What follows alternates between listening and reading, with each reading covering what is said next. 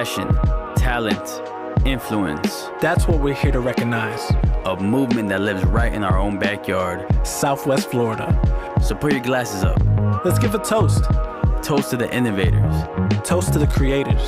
Toast to the go-getters. The people who wake up every day with a passion to create. Not for themselves, but for the benefit of the community. A community that has no limits. So let's kick back and toast to the Goodfellas.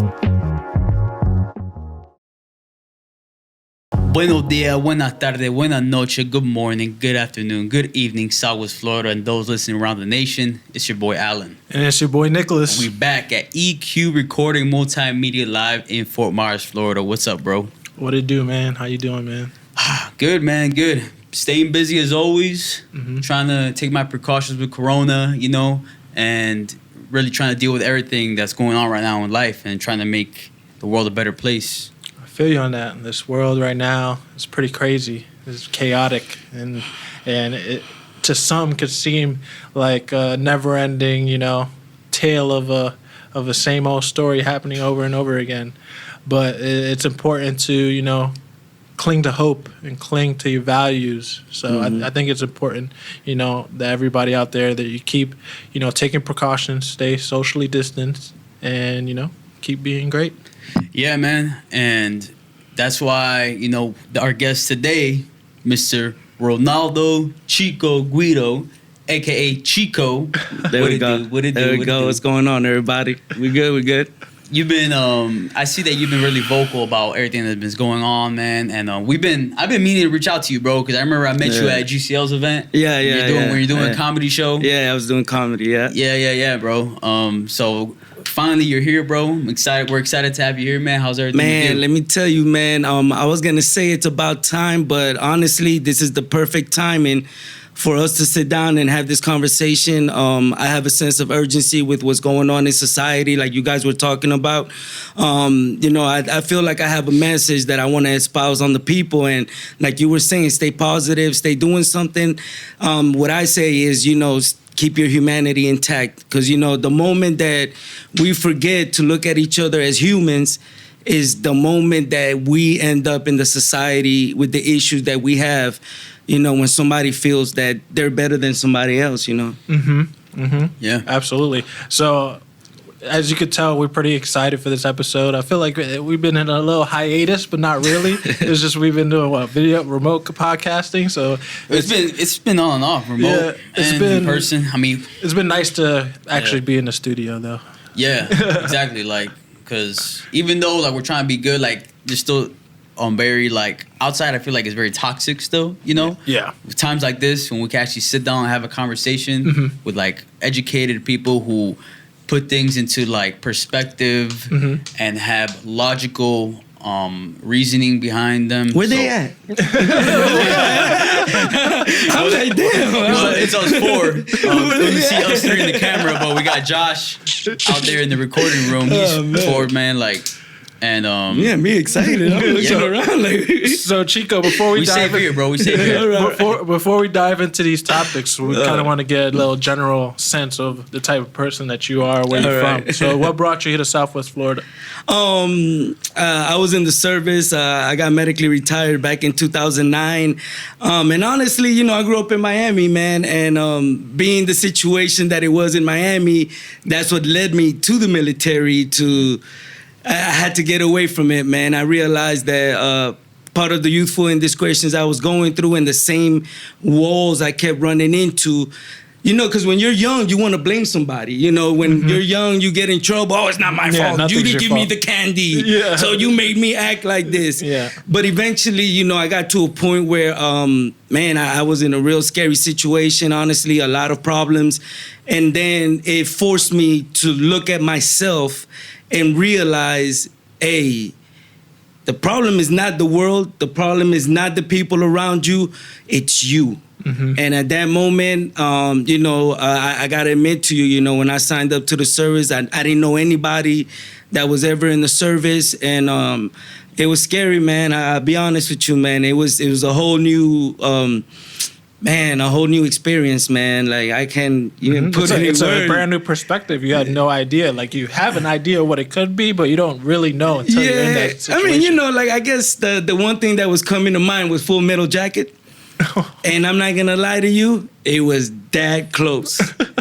Like I got stuck. Like y'all want to hear a story? Yeah. All right, check this out. Right, this is funny, right? Because in the military, the whole idea is that they get you as a civilian, and they have to break you down mentally, physically, spiritually, and then build you up, right, to be a good soldier. So they're gonna teach you things in life. They're gonna give you lessons. They're gonna give you all types of training and exercises. So one day we were in boot camp, and it was like a Sunday evening because we didn't do training that morning. And the sergeant calls formation like around 7 o'clock at night. Now keep in mind, I'm in Fort Leonard Wood, Missouri. Fort Lost in the Woods, Missouri. That's what they call that base. And I went to basic training in the middle of winter. I left Miami like in November. So I'm going from the heat to the mountains of Missouri in the middle of a blizzard, man. So we're out there in the middle of formation, and these sergeants, they're just there to mess with you. So there was this tall guy, basketball player, and the sergeants, they're like, hey, you tallie, come here, come here. So he calls him out of formation, and then he looks at him and goes, what you do before you got in the Army? Oh, I used to play basketball, Sergeant. He goes, oh yeah, you a basketball player? He goes, yeah. And the sergeant looks at him and goes, show me your moves. And the soldier's like, huh? And then we're all confused too, because the sergeant's like, show me your moves. Bro, he had that man out there playing basketball by himself with a phantom basketball. Oh, shit. Bro, that's the type of stuff you went through. That's some And some shit, then bro. you had to go back to your bed, to your barracks, and figure this shit out. Yeah, what does this mean? Like, why is he making me do this? Like, what lesson is about trying to learn? The mental games played there are like no other, bro. I bet. Oh man, but you know it pushes you, man. Like I saw a lot of people break, but for the most part, everybody made it through. But you could tell by the time everybody was done with boot camp, everybody was different. You were not the same person you were when you got there. Yeah. So what made you? Cause I know you moved here after the service, and then you were doing comedy around the area, right? Nah, comedy's new for me, man. I've only been doing comedy for about 3 years. Oh, okay. Yeah. Okay. What drew you to that? Well, you know, just like you guys consider yourself artists, right? In some form or fashion, you're creating content. And, you know, I've always been an artist. I've always been a great writer. I have a mastery of language and words, especially when it comes to, you know, writing. And I don't know, man, at that time, I had a really good job. I was working for the federal government. And that job was monotonous. Like, you're really nothing but a cog in the machine. Like, you really, like, you know, the pay is good. The benefits are great. The job is stressful, but it really doesn't allow for too much individuality. And, you know, messing around, one day I was at work and I met a comedian. And the guy was telling me how much he made doing comedy. And I was there like, bullshit. And he was there like, no, like, listen, I make this money doing comedy. And that planted the seed. 3 years ago, I went to an open mic with one of my friends. I didn't even tell him where we were going. Showed up to this open mic. I did a joke about being a rapper, something like that. And I won first place, man. And ever since then, I've been on, man. And now I've taken comedy and, you know, like, comedy is an open platform. You can speak about anything. You can speak about race, gender, sex. I mean, you could talk about anything. And the one thing that I really love about comedy is that if it's funny and it has some social commentary attached to it, listen, people are going to feel you. People, you know, the dick jokes, leave those, you know, I don't deal with that type of stuff too much. I got dick jokes. I wrote some because I think it's required as a comedian. You know, every comedian got a dick joke, so I went home and wrote one. And I got it, you know, I got it in the stash. But yeah, that's really what led me to that, man. Just trying to find an outlet, another way to express myself.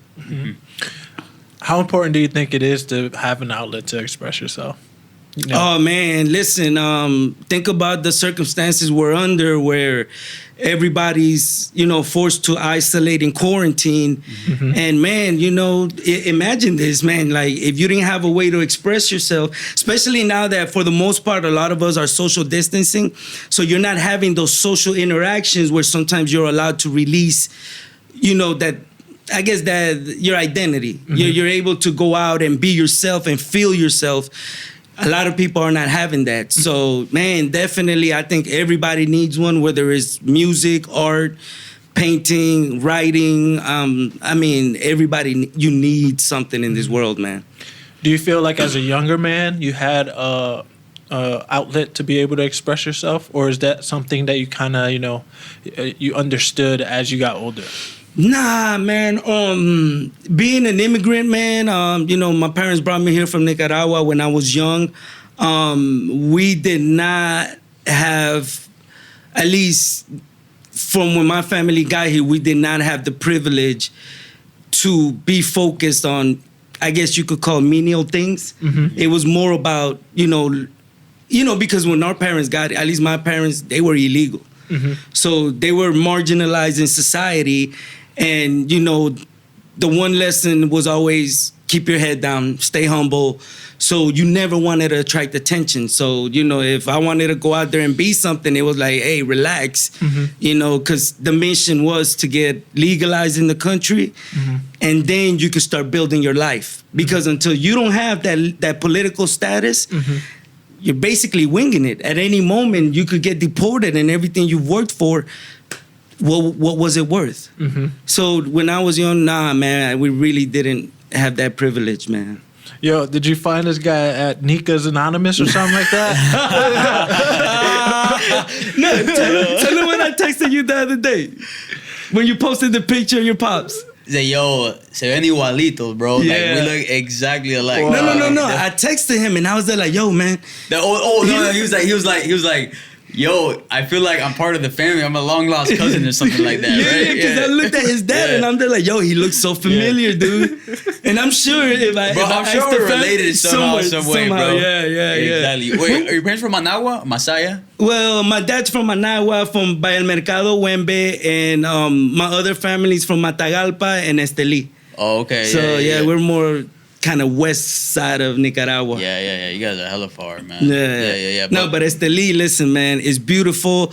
When's the last time you went to Nicaragua? In March. Oh, you was just there? I was just there, bro. Right before Corona, bro. Right before Corona, bro. I landed from Nicaragua into Miami, drove from Miami to Fort Myers, and that's the day I learned that there was one case of Corona in Fort Myers. The day I landed, I'm like, holy shit. It's like I came back to straight madness, bro. Was it Griff? Rest in peace, man. Griff, yeah. Rest in peace, man. Yeah, listen, I'm glad we brought him up, man. Listen, for me personally, man, I met Griff doing events. Eventually, if he would be here today, I know that eventually we would have built a deeper rapport. Because the little interactions I had with him, man, like I could tell we were going to click, man. And when that happened to him, man, unfortunately, man, my heart goes out to his daughter, his wife, his son, all the family. But most importantly, man, I will always remember that man because he made this real for me. Mm-hmm. When I seen his daughter, come out and, talk the story about the song, The Three Little Birds, and man, my heart went out to her, man. Having kids, man, like immediately I was there like, I don't care about your conspiracies. I don't care about none of that stuff. Mm-hmm. I, as a person, choose to take this serious. Mm-hmm. I really do. But definitely rest in peace, Conrad Buchanan, man. You're dearly missed, man. Mm-hmm. And unfortunately, it is sad that, it takes a close hit at home for people to understand, the severity of these situations that are going on in this country, specifically with this coronavirus. Yeah, because our state itself, opened up fairly quickly versus other states in the United States. Hey, listen, we're gonna get to this, man. Hold on, man. We're gonna get to this, man. Because listen, man. My next question was gonna be about something totally different. So back to the comedy thing. So you were doing comedy as of recently, just 3 years ago. Do you still do it now? Ah, man, I'm not gonna lie to you, man. Nah, man. Our local comedy scene is stagnant. There is like a there's a dark cloud over our local comedy scene, and you know, there's internal issues, right? And the problem is this: nobody wants to discuss them, and until somebody is not willing to sit down and have that conversation, honestly, bro, we're not going nowhere, man. We're not gonna see a comic out of this area blow up. And I'm not talking about me. I'm talking about anybody. Like, when I got into comedy, man, I started traveling to Miami, Tampa, Sarasota, the whole East Coast, doing shows, doing open mics, getting guest spots here and there. And I hated that, you know, even though people know me from Miami, you know, I would go to these mics and I would tell people, hey, listen, man, when you announce me, you need to tell them I'm coming from Fort Myers, Lee County. Mm-hmm. And people would be like, what kind of redneck shit is that? Mm-hmm. And then I started, you know, I was like, yo, you know, I mean, I live here. My kids are growing up here. Like, this is home base for me. And for me, it was there like, nah, man, we got to change this story, man. Because, I live in Fort Myers. I rep this now. Mm-hmm. And I don't see no rednecks around me, man. And, you know, the whole incest and trailer trash, I mean, you know, we know where they at. So did they introduce you as Chico from Fort Myers? Oh, I made them. Okay. Yeah, I made them. But you had to sell it. You had to keep kind of pushing it, which is kind of weird, right? Yeah, and then, you know, that kind of forces me to speak about Fort Myers, about Southwest Florida. Mm-hmm. And, you know, I got this joke where I say, you know, I grew up in Miami, but I live in Fort Myers. And the biggest difference between Miami and Fort Myers is this, that when you get into the beach in Miami, you're dodging STDs. When you get in the beach in Fort Myers, you're dodging flesh-eating bacteria. Yeah, okay, makes sense. Hey. Yeah. But you know, it is crazy that you mentioned that, like, people will say, oh my God, what kind of redneck town is that? Well, I kind of get the same answer from some friends when I go to Miami. They're like, yo, like, you live with a bunch of, you know, old white people. And I'm like, bro, this is why we wanted to do the podcast. Because I'm like, man, this area itself is not just all old white people, you know? That's what you see in the media, but you're not here. You don't see what I see. Man, look, man, this Southwest Florida is a growing region. Mm-hmm. This place, you had, I think one of you asked something about why I stayed here or something, or why I decided to stay in Fort Myers when I moved here. Mm-hmm. And the reason is because this area, there's a lot of investment. That when I moved here 10 years ago, there was a lot of investment coming into this area. The tax base was growing, business was growing. I saw what was coming. I saw that the city was going to flourish. Mm-hmm. And, you know, it was better than going back to Miami and dealing with the demons I have down there. Mm-hmm. But basically, this area, dude, this area is yet to be developed. Yep. I'm telling you, there's more money coming into Southwest Florida, and you just got to be established. When that wave comes, your shit better be ready so you can sail and ride that wave, man. So, have you used your comedy platform to, you know, bring awareness to any specific issues? Oh, man, y'all gonna force me to talk about this. All right, man. Look, man. Here's my issue with the local comedy scene, right? Mm-hmm. So I started, you know, going on stage when I first started, and everybody's like, whoa, you got great stage presence. You know, you're charismatic, your energy. Oh, man, you know, and then people, you know how it works. Mm-hmm. Everybody wants to, hey, man, let me do this for you. Let me look out for you. Hey, man, let me help you all this shit. Right. So basically, the one thing that turned me off is that I would, as a political science major and a philosopher, my comedy is informed by politics. Mm-hmm. Like, even when I tell you the joke about Miami and Fort Myers, when I bring up the issue of flesh-eating bacteria, you guys living here, you know, it's like, damn. Mm-hmm. because I'm bringing, even through the comedy, there's a subliminal message. There's a subliminal message. So like same thing in Miami, you know, you go to Miami, you know, hey, you better be careful, girl. You don't want to drink that sex on the beach, girl. That might be herpes. So, you know, it's like subliminal. And then what started happening is I started writing very politically charged comedy. And after one of the shows, one of the other comedians came up to me and goes, hey, man, you know, you're messing everything up. And I'm like, what do you mean? And he's there like, you need to be writing more Hispanic jokes. And I'm like, okay, what does that mean? And he was there like, you know, landscaper, dishwasher. Bro. Was this good? I want to know what kind of guy this was. Oh, the dirtbag. Okay. Yeah, he's not even funny, dude. I'm telling you, he's not even funny, bro. I would say his name, but I don't want to give him the shine. You know who you is. Bro, and he had that conversation with me, man, and I remember I looked at him and I'm there like, yo, you being serious? And then he realized that, yo, I'm not gonna sit here and take this. Yeah. And then he's like, oh, no, I'm just joking. I'm like, all right, man, you know, you got me messed up. But I walked away, man, and then I realized that, okay, that is really what people want. Like in this area, they want you to play your role. Like if you're black, they want you to do black comedy, but to a white audience. Oh, you're Hispanic? They want you to do Latin comedy, but to a white audience, which means that I'm not here to talk about how smart I am, how educated I am, and how I did my time in the service. They want you to joke about cutting somebody's lawn and washing somebody's dishes. I mean, I'm sorry, but I did 2 enlistments in the service. I got 2 degrees, graduated with cum laude honors. I was always on the dean's list. I've worked for the federal government. I do a lot in my community, so I'm sorry if I can't fit that role. And that's basically why I'm disenchanted with this scene, man. Like, I realized that's what people want. I have a joke about hiring a white landscaper, right? Because I flipped the landscaper thing like, nah, dog, I ain't the one. Because my landscaper was a white guy. When I would tell that joke, and it's funny, right? And there's a lot of social comment, there's layers to it. When I would tell that joke, dude, people would groan. White landscaper. Like it's a joke.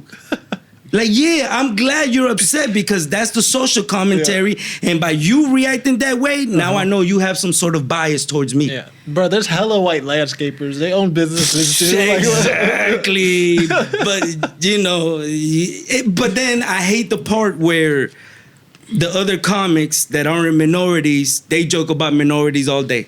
A Mexican this, Puerto Rican this, black person this. And, I mean, it's hack. It's whack, and but we're in Southwest Florida, man. We are in Fort Myers, man. We are. Have any? I don't even want to ask, but yeah, we're in Fort Myers, man. That's all I gotta say, man. Y'all know what the vibe is. Yeah. I know what the vibe is. Yeah, I mean, I like how you said that because in a way they're kind of making people look at you in a negative way. Exactly. Yeah, that's a huge problem. And then they're like kind of redlining. And then their you comedies to certain crowds. Yeah. Hey, you know, you want, and then you know, you don't get gigs if you don't play the role. You know, if I want to get on stage and I have a joke about white supremacy, my joke is, you know, because I read an article that said that the rise of white supremacy in the country was because of the economy, Donald Trump, and conservatives. So I changed the joke and I said, oh, you know, they say white supremacy in this country is rising because of, you know, the economy, Donald Trump, and crystal meth. Come on, man. You know, and it's like if I do that here, bro, they shut down on me, man. But when I go out of town to Tampa, Miami, Fort Lauderdale, Boca, oh, I go ham, bro. That's when I really get to have fun. Because now I don't have to word it a certain way. I don't have to be conscious of your sensibilities because you're so delicate. I get on stage and I feel free, man. Like that's when I enjoy it. So you don't like when people try to put like a system in place or something, right? You like being more free, like bro, you can police yourself, you can take care of yourself, that? Right? Who wants to be subjugated? Who wants to be boxed in, man? Nobody. I mean, imagine somebody put you guys in a box. Oh, toast to the Goodfellas. Oh, it's just another hip hop show. Now they're dismissing, the capabilities that you have. Now they're limiting you in where you can take this platform. And are you willing to accept that? No, right? Nobody likes that. And that's the problem I have. And that's a battle that to me is not even worth fighting, man. That's why I just leave it alone, man. I'm cool. I will say though, like at least for Southwest Florida, what I've noticed is that the area in itself is starting. Although what you're saying is true, I can start to see that there is a bigger voice being, getting louder and louder from the younger generations of people that live here, and they're starting, to stand up for what they believe in and things of that nature. So I do notice that stuff, and it's very important to be able to express yourself freely, and it's very important to be able to change the perception of what the region stands for. And I feel like for too long it's been only for a specific demographic of people. No, listen, and we need these businesses to support us, man. We need these businesses to open their doors, man. Give us an opportunity, man. Please give us an opportunity. A lot of businesses, when they see people like us, with what we represent, immediately, they shy away, man. And just give us an opportunity, man. Just give us, man. That's all I ask for, of everybody here. Yeah. So I saw a video the other day. It was of a protest in Miami. And it was a video clip. When you see it, it's just a bunch of Hispanic people, right? And everybody has signs up saying "Blue Lives Matter" and Trump 2020. And there's somebody recording them, and they're just making a big scene, right? Making a big scene. And don't get me wrong, they have the right to protest, but it just makes them, like the clip just made them look like they're just very ignorant. And I just wanted to know what you guys thought about that. Coming from Miami. I mean, I know Alan reps Miami all the time. Yeah, man. I love Miami, but I would say that, there are a lot of Hispanics who do support Donald Trump, and they're not, like, they're definitely against Democrats. Very, very strange reasons, though. I mean, I wouldn't say that, at least the people I know, I'm not going to speak for everybody, but, the media just influences them, really, I feel like the media just influences them. When you say the media, like what?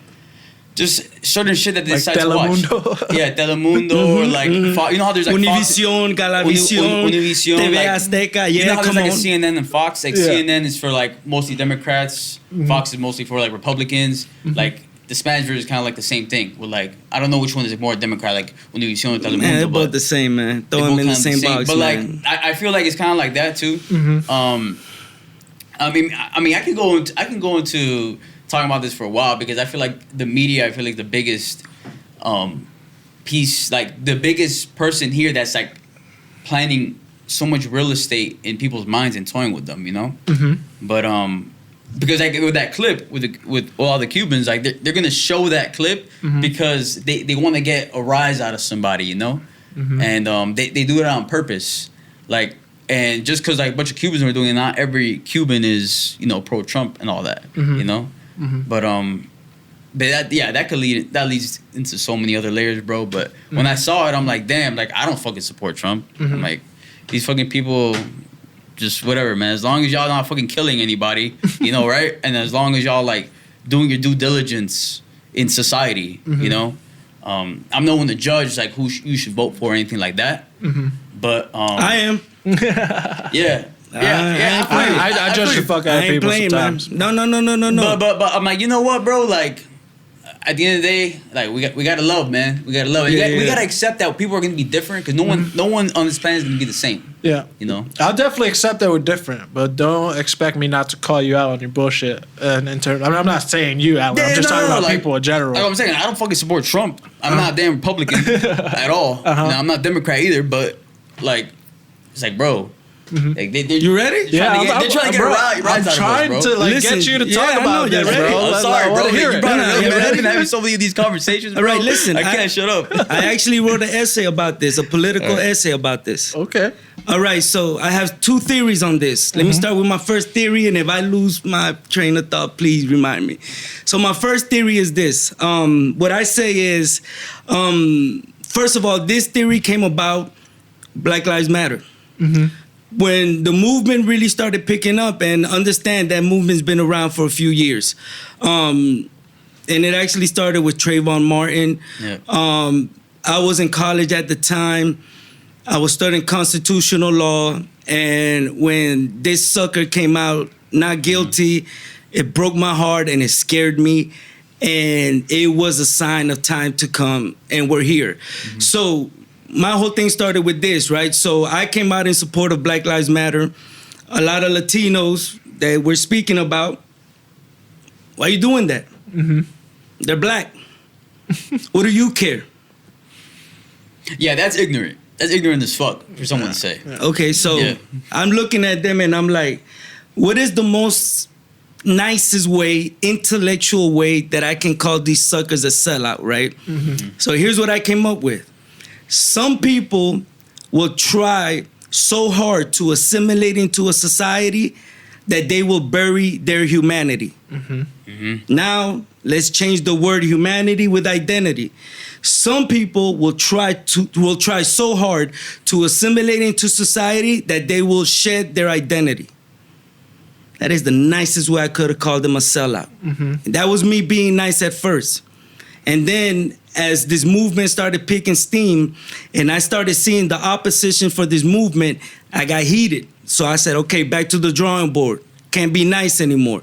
So me being a political scientist, I started having conversations with these same people that support these ideals. First of all, conservatives are a problem. People, pay attention to what I'm telling you. Conservatism is a threat to all of us. As minority men, it's no longer the Republican Party that's the issue. It's the conservative ideals that have taken over the Republican Party. All right, so now my second theory about these old Cubans and these, because it's mostly older people. If you really look at it, the demographic is a lot of older people, and these are the people that immigrated to this country, a lot of them right before me or during my generation. What I have to say about these people is that they have a cynical nostalgia for the authoritarian dictators that they ran away from. Once again, these people have a cynical nostalgia for the authoritarian dictators they ran away from. Here's what informs me. So I sit down with these older folks and I'm there like, ¿Cuál es la razón? What's your reason? Please convince me to feel like you do to vote for these ideals and for this president.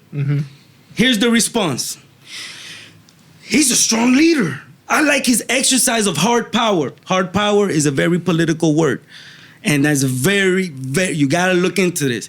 So they're like, oh, he's a strong leader. We like the way he exercises hard power and he's decisive. We don't care about what his decisions are. We just want somebody that's decisive. God damn, I'm thinking of Daniel Ortega. Yeah. I'm thinking of Fidel Castro. I'm thinking of Putin. Yeah, when you describe him like that, and if you don't know who Daniel Ortega is, I mean, I'm pretty sure a lot of people know who Fidel Castro is, man. Like, those are exactly terms you would use to describe authoritarian dictators. Exactly. So do I make sense or not when I say that these people have a cynical nostalgia for those dictators? Are you missing these people? I mean, why even leave the country? You should have stayed there.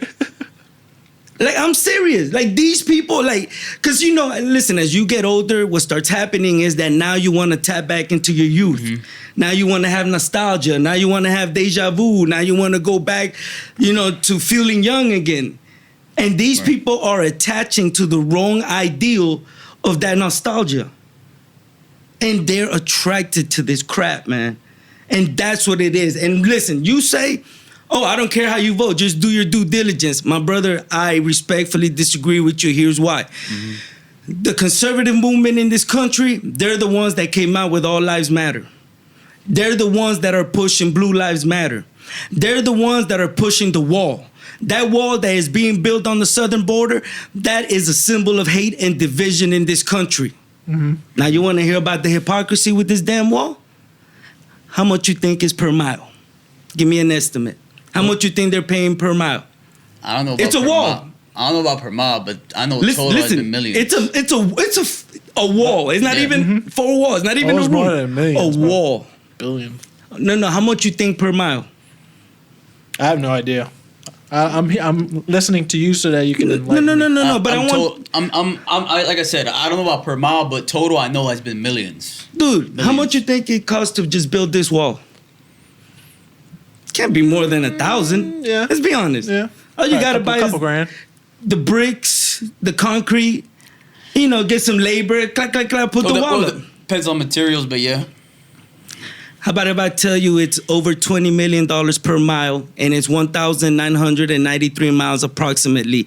We're talking about over $11 billion. So you defunded the Affordable Health Care Act so you could fund this wall? Tell me we don't need those resources right now. Tell me that right now we don't need to boost our healthcare system. Tell me that right now there's a lot of people suffering and dying because the resources are limited. And now you want to stop testing because there's no money. Well, how about you stop with the stupid wall? How about that? And what bothers me about it, go build your stupid wall. I don't care. You want to spend $20 million per mile? Go ahead. That's on you. But don't marginalize my people. Don't attack my people, what I represent, the culture I come from, my race, just to justify it. Because there's no reason for it. There is no reason for the wall. What was the reason? Oh, drugs, human trafficking, Go look at the statistics. Do you know how minute that is? You know how minute that is? It's not even worth $20 million a mile. The damage is not even worth $11 billion. That's my problem. And it's these conservatives that are pushing these ideals. They're the ones that are coming out here, and instead of saying they're protesting, they're rioting, they're looting. And then one more thing. Black Lives Matter. Do you know what that wall means to Black Lives Matter? What it means to Black Lives Matter? It's just another symbol of oppression, bro. It's even deeper than that. You know what it means? It means that we've neglected the Black African American people in this country, and we're targeting the Latinos. We don't care about you Black people. Oh no, we're not worried about you. We're worried about these Latinos. That's why we have to build this wall. We are the fastest growing minority group in this nation. We are the ones that really provide the working force, the hard working, humble force in this nation. Do you know this man comes out and says what? Oh, you know, the numbers in Florida, they keep spiking because of the agricultural workers. Y'all read that one? I heard about it. I heard about it, though. Yeah. Okay, so once again, we're marginalizing one group in society. So you can have an excuse as to why you failed as a leader, as to why you failed to take action when the time was ready. So now we're fear-mongering. That's what we're doing again? It's too easy. It's too easy. So the fear-mongering, okay, this is where we're at. We're back in high school. I don't like you. I don't like your glasses. Who you think you is with them shoes? I don't like you, man. Shout out Zambo. Hey, bro. Shout out Zambo. Hey, bro. Them shoes fire. Hey, bro. Right? Come on, man. We wear shoes. We wear men's shoes. What's this? I'm just fucking with you, but you get it, right? Yeah. It's a system of stripping humanity. You bring it back in comedy. It's basically what it is. It's a system created to strip you of your humanity. It's inhumane. Because once you strip people of their humanity, now you justify, use of force. You can justify, cruel things to happen to them. Yeah, I'm gonna just clarify my point a little bit, and I get it. We disagree on the political Democrat Republican thing. I think Black Lives Matter. I think we all agree with Black Lives Matter, right? Just with me, with politics, Republican and Democrat, it's just if you're picking a side, you're not for equality. That's just my perspective on it. You are picking a side. You're choosing to divide yourself. You're choosing to not look at somebody the same way when you automatically do that. So that's why I said, I'm like, if I don't agree with the Cubans protesting and keeping Trump in office, like I've talked to you many times, talked to many people, I'm like, I don't care about this clown. You know what I mean? Like I don't care. I don't care about this guy. I don't want him there. Listen, what I'm about to talk about, believe me, for the next few months, this is all you're gonna hear about. So we want to inform the public, your listeners, and kind of start preparing them for this. Okay, when I say conservative, do you guys understand what I mean? I understand what you mean. Yeah. Okay, where you know that 40% of all voters are conservative and 70% of Republicans are conservatives. Yeah. They hijacked the Republican Party. These are the people that are they're anti-abortion, they're Radical. anti-homosexuals. They're radical, basically, in my They're opinion. ultra right wingers. Ultra. And the thing is, listen, most politicians in power right now are conservatives. That's why the nation is where it is. That's why when somebody votes, yes, I feel is important. Not only that you vote, but how you vote. With Black Lives Matter, like I said, with the wall basically was a backslap in the face to African American and black people in our country. And listen, and I say this very seriously from the bottom of my heart, if that movement fails, we're all next. As soon as they subjugate that group, they're coming for the Latinos. So for all you Cubans, all you old Latinos that are coming into this country and you're supporting these conservative ideals, you're going to pay a price. You're doing this to your own detriment. Understand, you're asking for a genocide. The wall is up. Once the wall is up and completed, what happens with power? Power tends to eat power. Power needs power to survive. So they're going to subjugate one group, then they're going to subjugate the next, then they're going to subjugate the next. And what's going to happen in the end? They're going to eat each other alive. This is where we're going. That's why I have a sense of urgency. People need to inform themselves. Please do not, I don't care if you're not political minded. Please just know what's going on. Your life is at stake. Your future is at stake right here.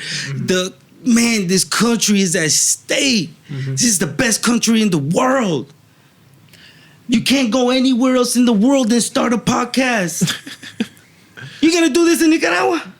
Who gonna listen to you? Yeah. You gotta have like those like Nika jokes. Like, but come on, man. You gotta tailor it to the audience, man. You gotta tailor it to the audience. Do you envision yourself running for office? No, but I do envision myself involved in politics. As a matter of fact, I am talking to a few candidates that are running for local office. They like some of the ideas that I espouse. I mean, when it comes to politics, I'm cerebral. I'm Machiavellian with this, man. I'm like Niccolo Machiavelli's The Prince. Bro, like forget the 48 laws of power. Forget Sun Tzu's Art of War. For me, is The Prince. Niccolo Machiavelli, bro, listen, the way he wrote that book, the way he explained power, not only the acquiring of power, but the maintaining of power. Dude, once you understand that theory right there, that political theory right there, you're going to look at politics in a whole new light. So for me, man, no, I don't want to run for office, because you have to, what's the word? Not sacrifice, but you basically have to sacrifice a lot, man. I mean, once you become a public official, man, your whole life is open, man. Your families, your kids, your spouse, your tax records, your school record, everything has to be exposed. But don't you feel like more minorities, Hispanics, and blacks should run for office to make those changes? That's the only way. That's the only. Yeah. Well, not only that. Not only do they need to run for office, but we have to legislate change. Yeah. That's at the bottom line. You have one party here, one party here. When these parties are bumping heads, these parties converge in the courts. DACA, ACA. The Supreme Court just upheld the Affordable Health Care Act. The Supreme Court just upheld DACA. DACA is a big win. Yeah, it's a huge win. It's huge. It's huge. Yep. The upholding the Affordable Care Act, that is huge too. So that shows you legislation is very necessary. Matter of fact, you know, when you talk to these conservatives, you know, they'll be like, oh, so we're gonna legislate everything in society? You know, because it's a reverse psychology thing. So they're basically trying to shame you to say, oh no, we can't use the courts to solve our problems. No, we can't do that. Even though the courts are supposed to be, you know, neutral in this. But yet, here they come, and they're pushing cases through the Supreme Court to change the law. But they're telling you, don't do it. Man, listen, the biggest, what do they say about the devil? The biggest weapon the devil has is to tell you he don't exist. So while they're telling you, hey, you don't want to, you know, take this to court, you don't want to legislate this, they're in the back doing exactly that. That's called Machiavellian tactics, and they're good at it. Bro, so I feel like these topics, we haven't even scratched the surface of what we could even talk about. But need hours. It would be hours. But I want to kind of start wrapping this up simply for the fact that this episode is already going to be one of the longest episodes that we've had already. All right. But do you have any final things you want to say before we ask him our final question? What have any events you've been doing around the area that kind of spreads your awareness about these issues? Yeah, I'm actually networking with a lot of community leaders, a lot of people that are involved with the Black Lives Matter movement, a lot of people that are involved with the, you know, undocumented workers. You know, I'm always there helping, you know, in whatever way I can. And it's, you know, it's right now it's just about, I'm actually, man, all right, let me talk about this. I'm actually working with a candidate. You know, I didn't want to say anything, but I'm actually working with a candidate. I'm helping build his platform. He's a young person. I don't want to say too much yet because I don't want, you know, like I told him, man, we got a strategy. You know, we're gonna get in these elections and we're gonna win. So yes, I have found an outlet in this, and I hope, man, to everybody else, please inform yourself. Please start understanding that conservatism is a threat to everybody, and that would be one of the messages I want to leave everybody with. We're about to ask you what message you want to leave everybody with. And I think you already just answered that question, but we're going to ask you anyway.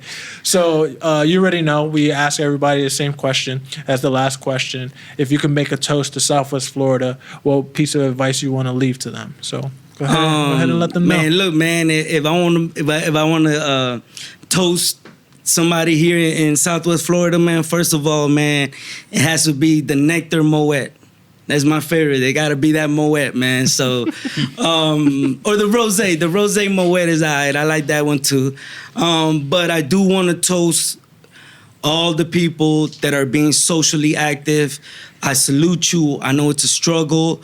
You know, toast to you and blessings. And I hope you remain energetic in this battle. Chico, where can they follow you? And you said you were starting a podcast too, right? Yeah, so because of my background as a political scientist and philosopher, do you guys feel that you guys learned anything from kind of the politics I was spewing to you guys? Yeah. And very insightful. That's why I want to do the start a podcast so I could expound on these ideas and flesh them out and be able to explain it to people a little better. The name of it's gonna be FM to the AM, like radio FM, AM, FM to the AM, so you could FM all morning if you like. Or the other wordplay of it is when you think FM and AM, you think of radio. Radio, for the most part, is always programming. And I'm saying FM to the AM. Oh, I like that. Yeah, it's something else, man. I definitely think, you know, starting a podcast and being able to expand on these ideas is going to be not only beneficial to Southwest Florida, but plus nobody's in that space. Nobody young, nobody that is known in the scene. And for as much as everybody's running around having fun on the scene, we also have to be informed. So where can our listeners follow you? All social media platforms. Twitter, I had to go open a new Twitter because my personal Twitter is too political for y'all. I don't want to get judged on that. How many times were you put in Twitter jail, man? Listen, I'm telling you, bro. He's still in there. They ain't let his ass out yet. Listen, man, I'm on probation. What you talking about, man? Don't show my ankle monitor. No. But yeah, Twitter, Snapchat, Facebook, Instagram, Ronaldo, Chico, Guido. I'm on platforms.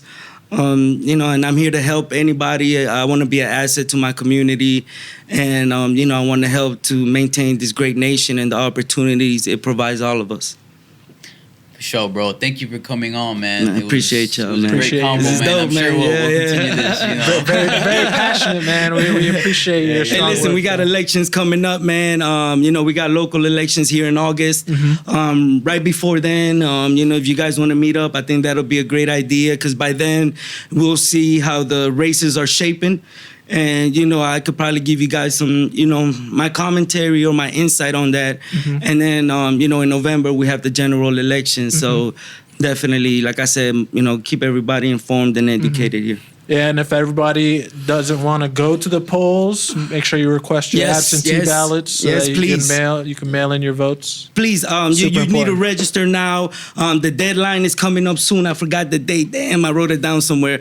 But please go register. You're running out of time. We need everybody's voice this year. We need everybody to come out. In 2016, a lot of you sat at home, did not get involved, were turned off by the politics. And look, the last 4 years have been something else.